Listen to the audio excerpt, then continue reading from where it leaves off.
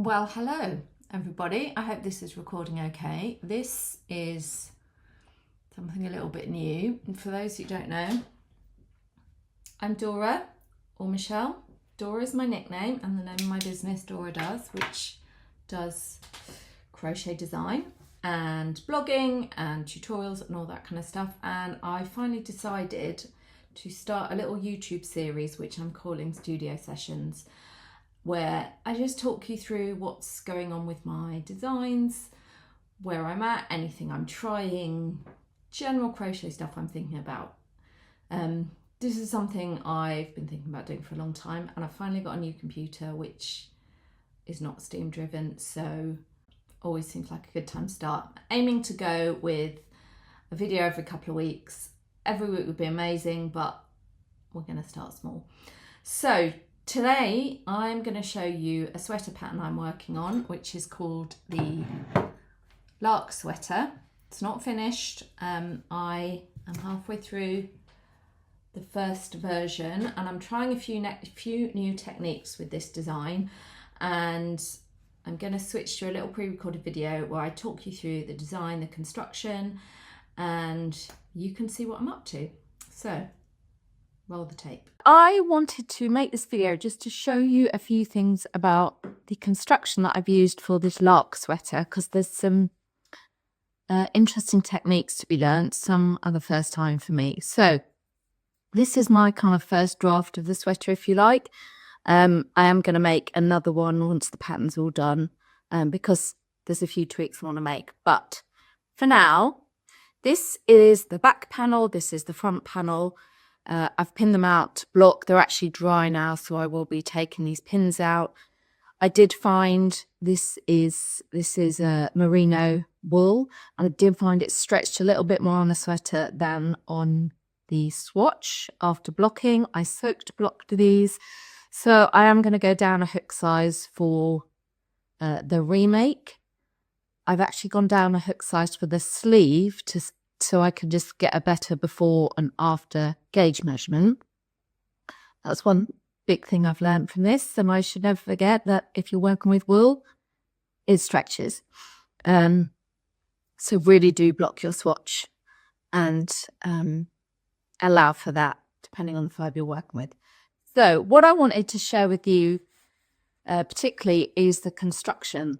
So if we take the back panel, this is worked bottom up. So I've added a little bit of waist shaping for this. So the idea of the length of the sweater is it drops to just at the bottom of my waist. So I have quite a curvy shape, so I wanted to add a bit of waist shaping. I'm going to add suggestions for waist shaping in the pattern, I think, but the final version will just be straight up and down. So if you can see here, which is just about 4 centimeters total, so a couple of centimeters on either side on the waist shaping there. But the final one will be straight up and down because we're all different shapes. So I like to leave it as a template and then you can adjust it. So that is the first thing to note. So we've got it mirrored on both sides, although I think I've stretched it out and I've blocked it on that side. So it's interesting. It's not as obvious here. I feel like a teacher with this ruler. So that's the first thing. This is a modified drop construction. So you see here, this is where the sleeve is going to fit in. So this tuck in here. A drop shoulder, you'd go straight up. You'd have more tuck. And in a modified drop, you just tuck that in or cut out, depending on what terminology you want to use, and then the sleeve will fit in. I'm doing another video about the sleeves because I tried something different with those as well, but one thing at a time. So it's a modified drop, which just means you don't have as much bulk under your arm when you're wearing the sweater. The other thing, and this is a new thing, is that I've added shoulder shaping, shoulder slopes here. So again, it's the same on the front and the back. So this is the back. There's a slight back neck drop there. So there's a couple of last rows. So this sits a little lower down, and that will allow space for the collar that I'm going to add. Whereas the front is kind of a roundish crew neck shape.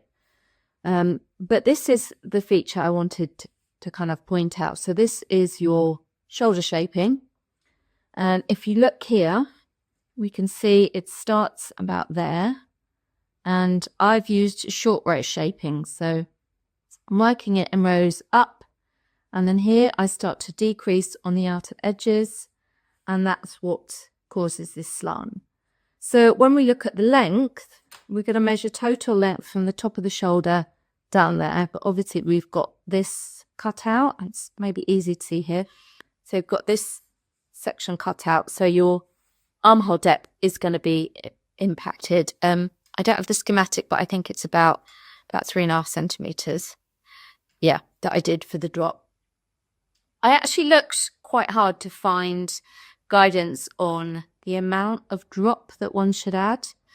And it was all quite vague, but tended to say kind of 1.5 to 2.5, 1 to 2 inches. So I've kind of gone with this sort of middle ground. So 3.5 centimeters is 1.5 inches-ish.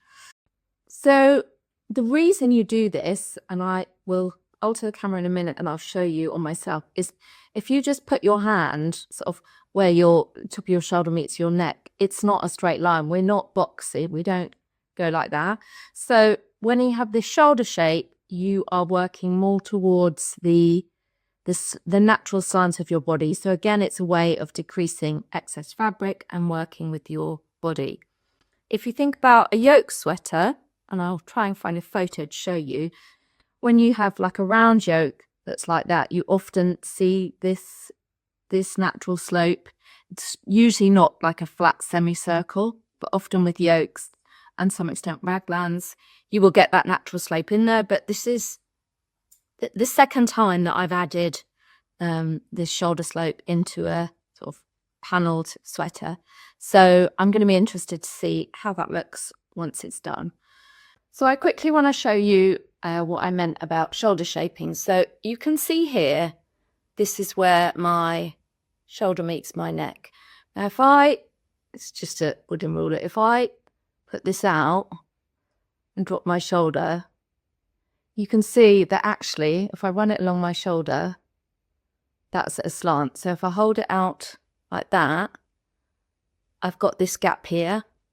And if you think if I was wearing a sweater, which this one, in fact, you can see on the stripes here, you've got that sort of stripe across there, but then it comes up, you know, the stripe doesn't, even if we look at the seam, the stripe is deeper here than it is here on the shoulder. It's quite a useful marker. So this is what I'm trying to build in to my current design. And this is why shoulder shaping can just look for a better fit, especially if we look at this sweater dress. This is a drop shoulder, so you can see the sleeve just goes straight. I don't think there's any, there's no cutting, I don't think. So what this does is this just helps reduce too much bulk. I mean, this is oversized anyway, but do you get the gist? You hopefully get the gist. So yeah, this is basically why I want to add shoulder shaping in, just to try, because there isn't a lot of tailoring in a modified drop, adding that shoulder shaping kind of adds that tailoring without complicated rounded sleeve caps and lots more math. So we're going to see how that turns out. These ends I haven't sewn in, clearly. I tend to sew ends in last on my garment, just in case I need to unpick it all.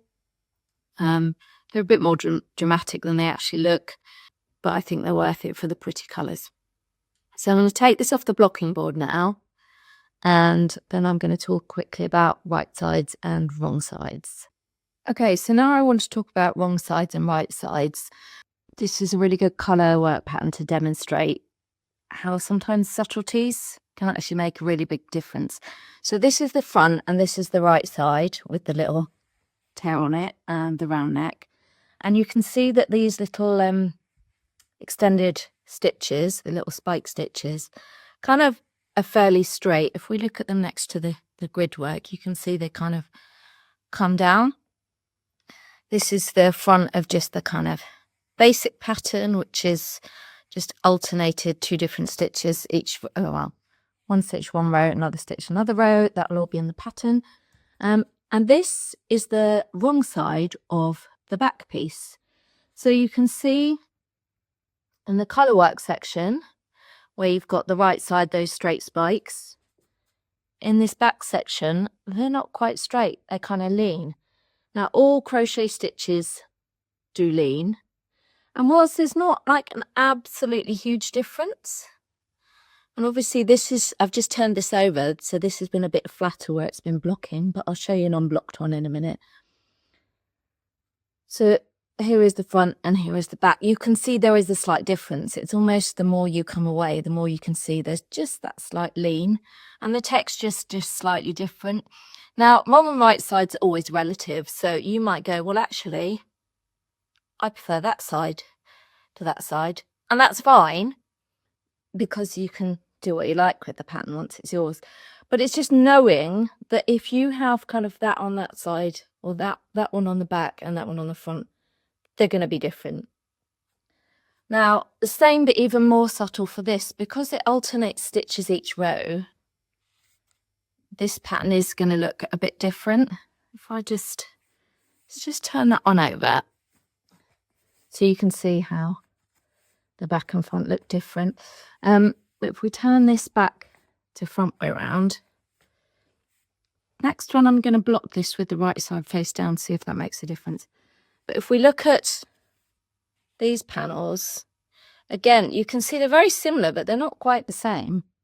This is because, so you've got one row of single, one row of extended, and because one stitch is always on one side and the other stitch is always on the other side, you're going to get a slight difference. Again, it's pretty negligible, but it's the sort of thing that will bug me. Let's look at the sleeve. I want to tell you more about the sleeve in a minute. So this sleeve is unblocked, hence this is why we need to, that was how curly this was before I blocked it. So this is the right side, and then this is the wrong side. So you can see again this little lean on these stitches. I just thought this was a really interesting pattern to show the difference, because you can't always tell, and also to emphasize that generally speaking, wrong and right sides are a preference. They're not written in stone, but you've got to know what you're dealing with before you make a decision. Like most crochet patterns, they should have thought this through, the designers, and go, right, this is my decision to make this the right side, and all of the panels, you're going to have the same side on the right side. For some patterns, if I was doing the same stitch each row, wrong and right sides are the same, so it's less important.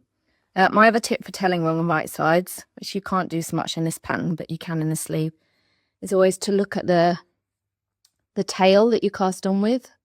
So this started with the foundation row, so I know that side one, and that's my right side, that first side row, so I know that that's going to be my right side. And then it means if you're not sure when you get to the other end, we are also, excuse my shaky camera work, we're also finishing on the right side. So that last row, bearing in mind I'm left-handed, so this might be backwards because I work this way. So my tail is at the end of that row, so that's finishing on a right side row. So that's quite a nifty way, looking at your tails and remembering if your first row was right or wrong, to know if you're now on a right or wrong side row if you get stuck. So now I want to look at this sleeve. With the lark sweater pattern, I'm trying something a little bit different with the sleeve shaping. As I talked about in a previous video, this is a modified drop sweater pattern. Let's just get the body. So if we look at this back panel, you can see we've got this cut in. So my sleeve is going to need to fit in this section and then come out that way. So typically the shape you'd look for with the sleeve would essentially be a flat bit here. This was the shoulder, and that flat bit there would come into the cutout. I'll put some little diagrams of this up. And then your sleeve would come like that. So you'd have your wrist here, and then it will widen out and flatten out for your cutout. That's like quite a standard sleeve shape. And the sleeve that would make, if I do it facing you, so if this here was my shoulder, the sleeve, when you fold it over, would come across there, down to the cuff, and then it would slant out there. I'll put some, like I say, I'll put a little schematic up of a classic sleeve shape. I have a whole blog post actually talks about sleeve shapes, so I'll link to that as well. For this design, I want to try something different. So instead of, this is my shoulder going straight across, down, and then the slant here, so this would be the underarm, and this would be where your head is. Instead of going straight across and slanting there, I want to try slanting there and then going straight across at the underarm.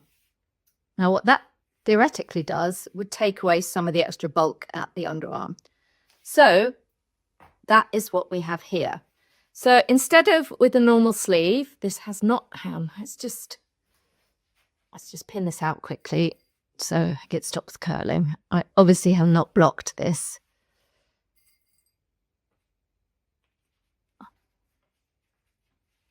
This curl will come out when it's blocked. This is interesting. So this is going to be my cuff.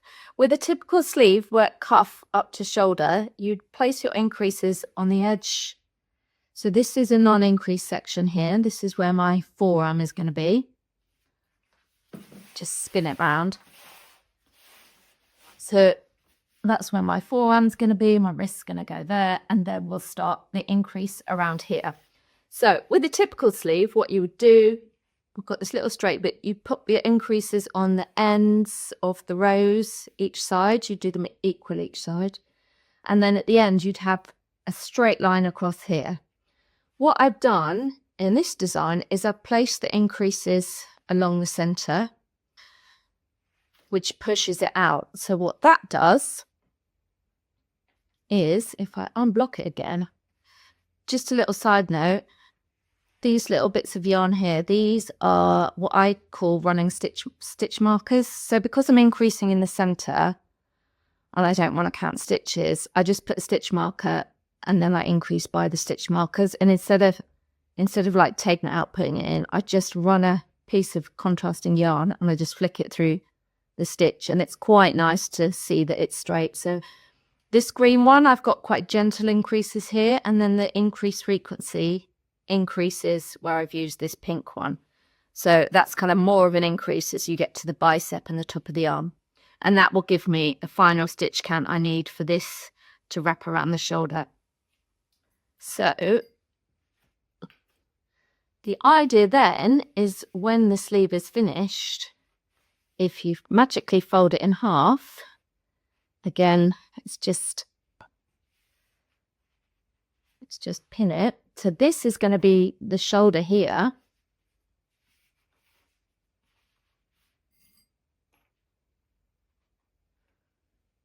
This is a very crude way of showing you. But you can see that it's straight along the underarm edge. So that's going to be your underarm. Here's your head. And that the slant is all at the top edge.